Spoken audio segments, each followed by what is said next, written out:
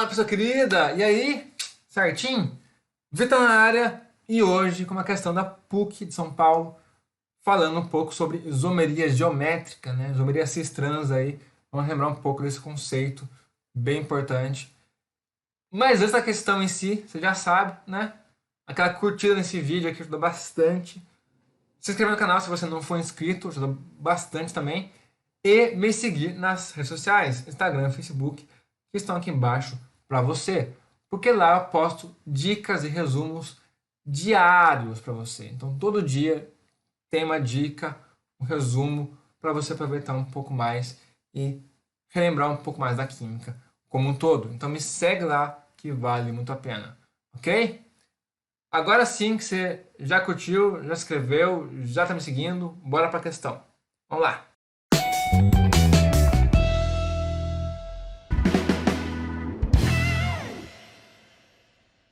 As moléculas cis 1,2 de cloroeteno e trans 1,2 de cloroeteno são isômeros espaciais. Até aí, beleza.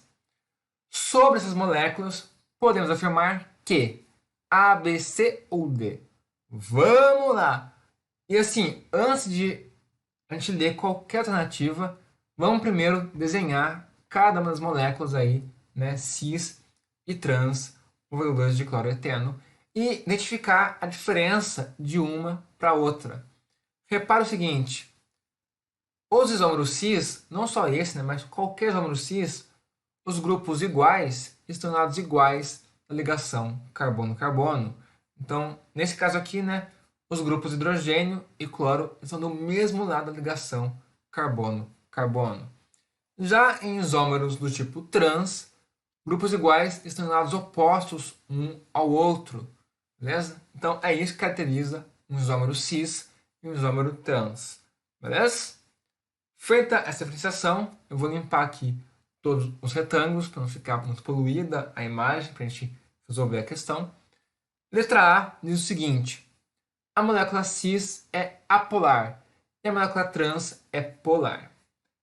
Para a gente entender se a molécula é polar ou apolar, é interessante analisarmos as ligações que compõem essa molécula.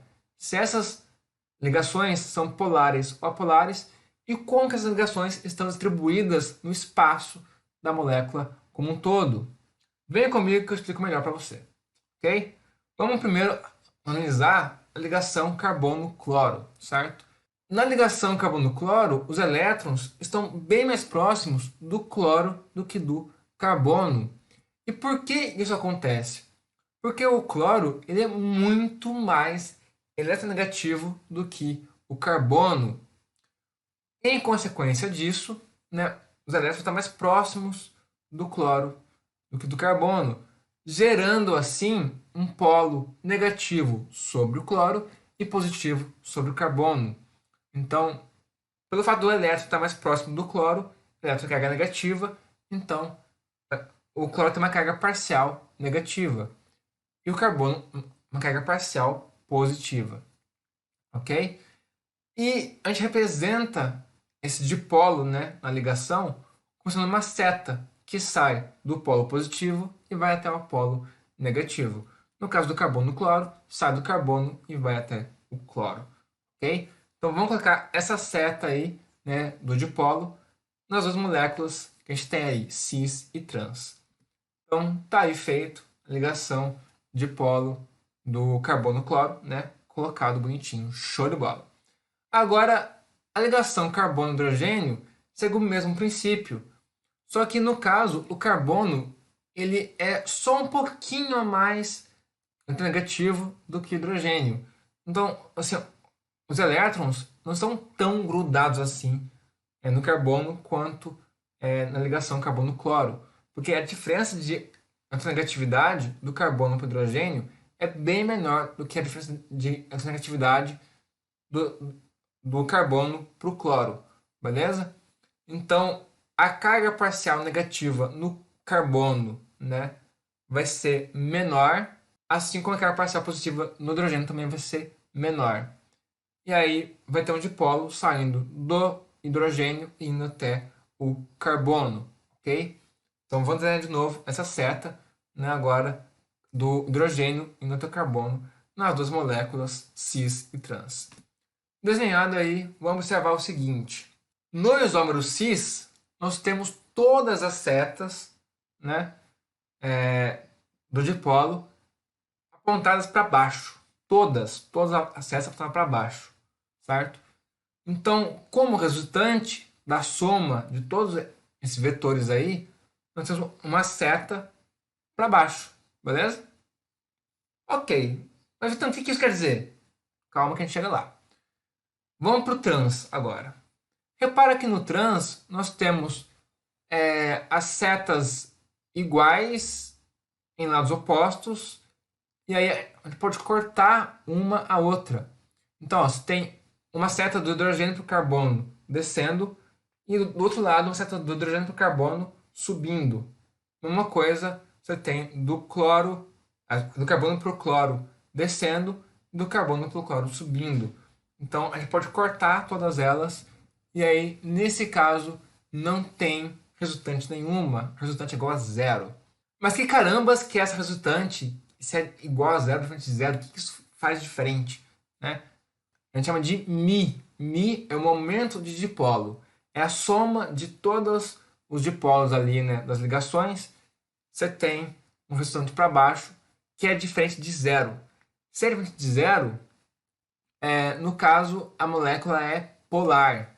E se for igual a zero, como é o caso da trans, né, é um composto do tipo apolar. Então, tá aí, composto polar é o cis, composto apolar é o trans. O contrário do que diz a letra A, né? A letra A diz que a molécula cis é apolar. E não, a molécula cis ela é polar, beleza? A molécula trans que é apolar. Então a letra A está errada, ok? Letra B diz o seguinte: a molécula cis possui maior temperatura de ebulição. E isso é verdade? Essa é a nossa resposta correta. Por quê? Gente, o composto cis ele é polar e o composto trans é apolar. Essa diferença de polaridade faz total diferença, né, na hora do ponto de ebulição. Compostos polares apresentam pontos de ebulição maiores do que compostos apolares. Então, letra B é a nossa letra correta. Mas não paramos por aí, né? Vamos fazer aqui letra C e letra D e entender por que elas estão erradas. A letra C diz o seguinte: a molécula cis possui um momento dipolar resultante igual a zero. A gente viu ali que é diferente de zero, né? Tem uma resultante para baixo nesse caso. Então, a letra C está errada. Letra D diz que as duas moléculas possuem apenas ligações covalentes polares.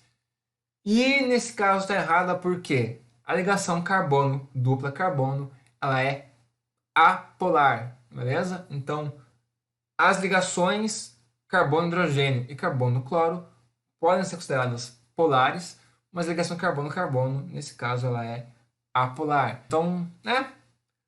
Letra D está errada. A resposta é a letra B de bola. E então tá aí mais uma questão comentada e respondida bonitinho, show de bola pra você aí. E se você, por acaso, ficou com alguma dúvida, questionamento, desespero, angústia ou sofrimento no seu coraçãozinho, só comenta aqui embaixo do vídeo que eu vou ler o comentário e responder com o maior carinho do mundo.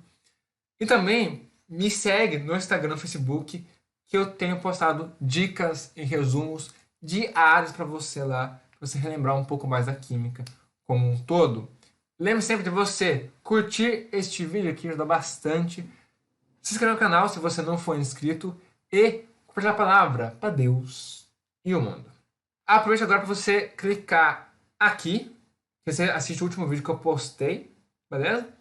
Ou clicar aqui e assistir a playlist de resoluções da PUC que eu já trouxe pra gente aqui no canal, ok? Então é isso, escolha seu caminho e siga fazendo a química junto comigo. É isso, um abraço pra você, agora fui!